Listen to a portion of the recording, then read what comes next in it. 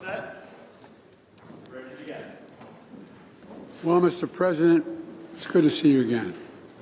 We've spent many hours together over the last 10 or 12 years, and to host you in the United States is a great honor and a pleasure, particularly as it relates to our summit today.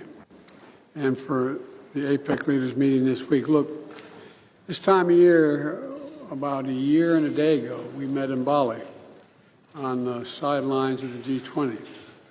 Since then, key members of our teams have had important discussions on issues matters to both our nations and to the world.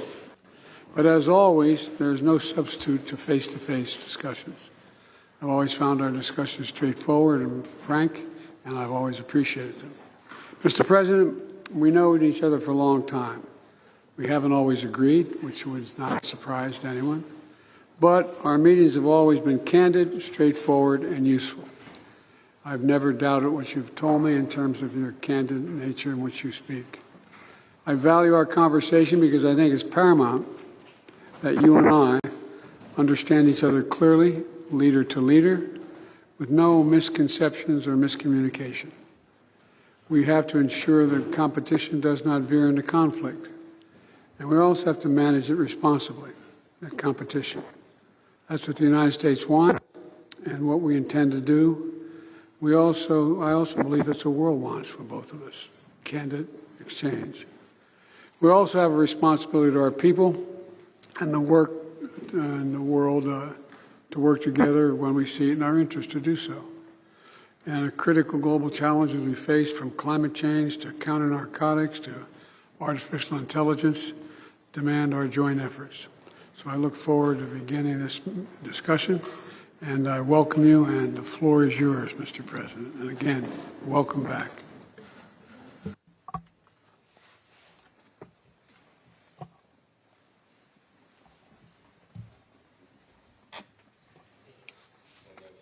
Mr. President, good morning. Coming here, I think of your trip to China. When I was the Vice President of China, we had a meeting. It was 12 years ago. I still remember our interactions very vividly, and it always gives me a lot of thoughts.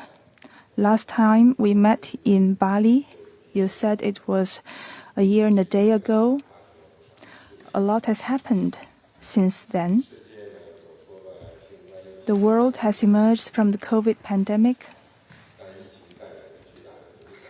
but is still under its tremendous impacts.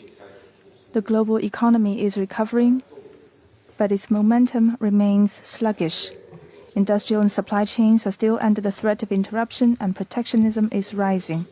All these are grave problems. The China-US relationship, which is the most important bilateral relationship in the world, should be perceived and envisioned in a broad context of the accelerating global transformations unseen in a century. It should develop in a way that benefits our two peoples and fulfills our responsibility for human progress. China-US relationship has never been smooth sailing over the past 50 years or more, and it always faces problems of one kind or another. Yet it has kept moving forward amid twists and turns.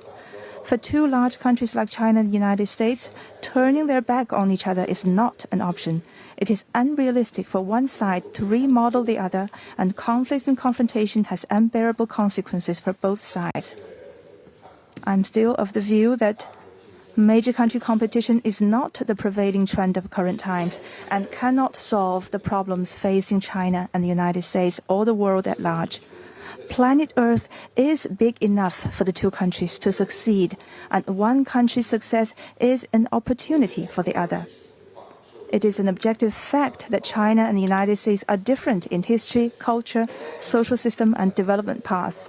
However, as long as they respect each other, coexist in peace, and pursue win-win cooperation, they will be fully capable of rising above differences and find the right way for the two major countries to get along with each other. I firmly believe in the promising future of the bilateral relationship.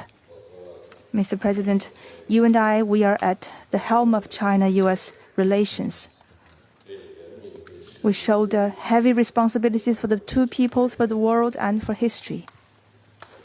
I look forward to having an in-depth exchange of views and reaching new understandings with you on strategic and overarching issues critical to the direction of China-U.S. relations and on major issues affecting world peace and development. I wish to